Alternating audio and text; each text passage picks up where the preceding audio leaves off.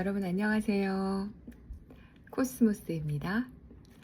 자, 오늘은 7월 28일입니다.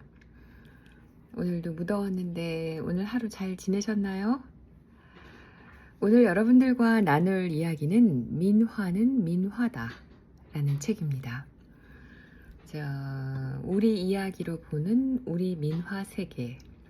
부제는 민화는 삶의 이야기이다. 그리고 민화는 꿈의 이야기이다. 민화는 복의 이야기이다. 그 민화는 민화다라는 책에서요. 앞에 화자는 그림 화자이고요. 뒤에 있는 화자는 이야기 화자입니다. 여러분들 요새는 그 민화에 대해서 되게 많이 그러니까 접할 기회가 많으실 것 같아요. 어떻게 이해하고 계신지 잘 모르겠습니다. 그런데 오늘 이 민화는 민화다라는 이 책을 통해서 여러분들과 함께 그 정병모 선생님께서 이야기해 주시는 민화에 대해서 한번 알아보도록 하겠습니다. 자, 오늘 나눌 부분은 행복하라 부릅시다라는 부분입니다. 2013년 3월 경주에서 민화란 무엇인가라는 주제로 경주 민화 포럼이 열렸다. 토론 시간에 일본 도시샤 대학의 기시 후미카츠 교수는 조용한 목소리로 그러나 귀가 번쩍 뜨이는 제안을 했다. 민화를 행복화라고 부르면 어떨까요? 이 한마디에 몇몇 소장학자는 뜨거운 반응을 보였다.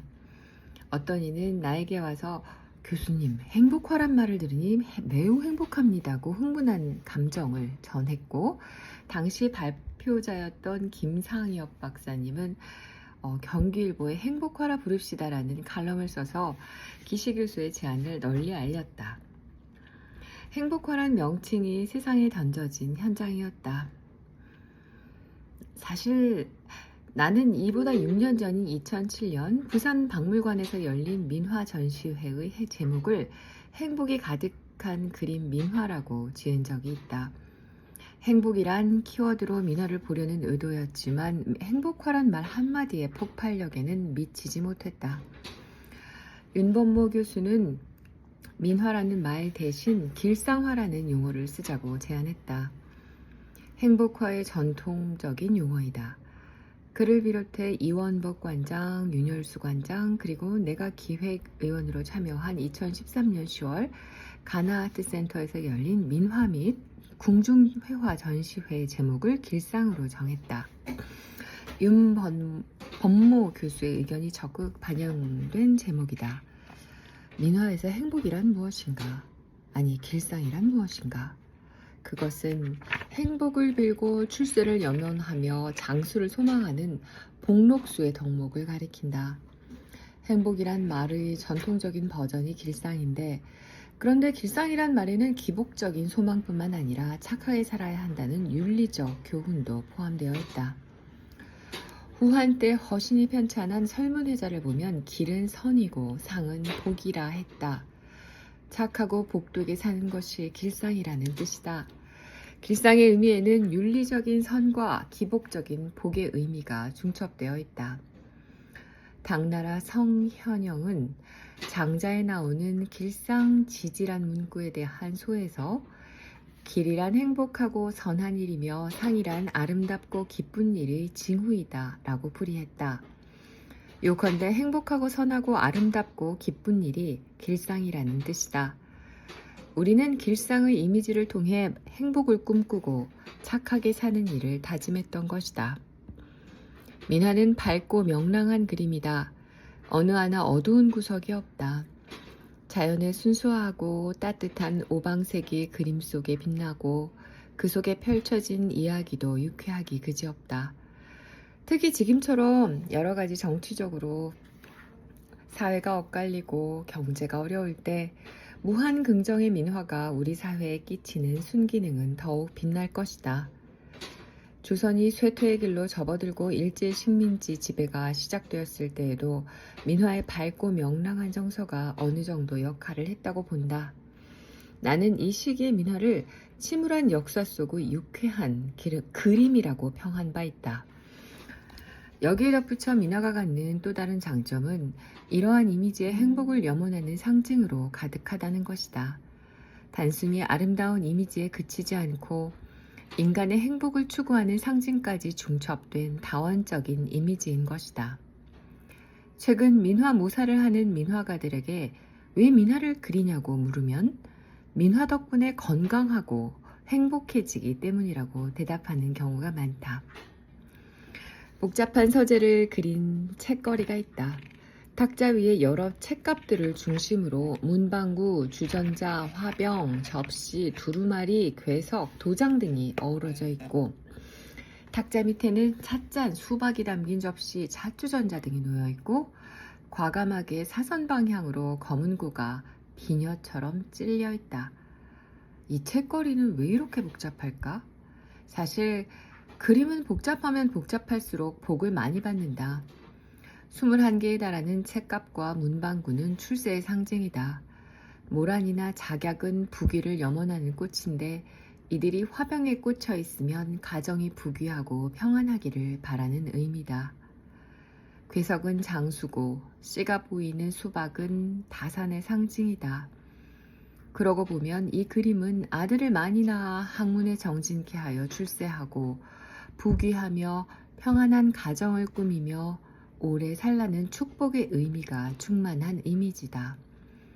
이 책거리는 현대 민화 작가들이 즐겨 모사할 만큼 화려한 색상과 다양하고 풍요로운 구성으로 사랑을 받고 있는 작품이다. 정물화로서도 충분히 매력적인 작품인데 여기에 덧붙여 행복을 염원하는 상징성이 가득하니 자체적으로도 풍요로운 생태계를 갖춘 셈이다. 이것이 민화가 갖고 있는 매력 중 하나다. 그림 속에서 행복이나 길상을 찾는 것은 민화만의 특색이 아니다. 한자 문화권인 동아시아 회화에 두루 보이는 보편적인 현상이다. 중국에서는 지금도 길상이라는 말을 쉽게 볼 수 있다. 그림 속의 이미지는 모두 길상이라는 상징성을 지닌다. 청나라 때에는 이런 말이 공공연히 회자되었다. 그림에는 반드시 뜻이 있고 뜻에는 반드시 길상이라는 의미가 있다. 중국, 일본, 베트남, 티베트, 몽골, 부탄 등의 회화는 물론 우리나라의 궁중회화, 문인화, 불화 등에서도 핵심적인 상징이 길상이다. 그리고 행복이다. 더구나 회화만의 상징이 아니라 공예, 건축, 복식 등에 나타난 이미지의 공통된 상징이다. 2007년 일본 도쿄 국립박물관에서 열린 길상이란 전시회에서는 중국 회화는 물론 도자기, 청동기 등이 출품됐다. 최근 시진핑이 벌이는 정치적인 캠페인인 중국몽에도 길상이라는 말이 여기저기 나온다. 이러한 사실들은 길상 또는 행복이 민화만의 속성이 아니라는 것을 보여준다. 길상화나 행복화는 민화의 또 다른 이름은 될 수 있지만 민화만의 또 다른 이름일 수는 없다.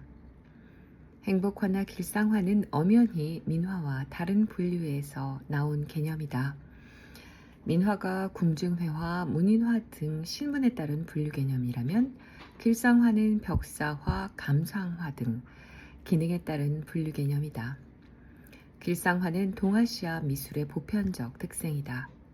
그럼에도 불구하고 행복화나 길상화는 민화에서 중요한 의미를 갖는다. 서민들은 민화를 통해서 행복한 가정을 꾸리고 평안한 생활을 바랬기 때문이다. 따라서 행복화 또는 길상화는 민화의 별칭으로 삼는 것이 행복할 것이다.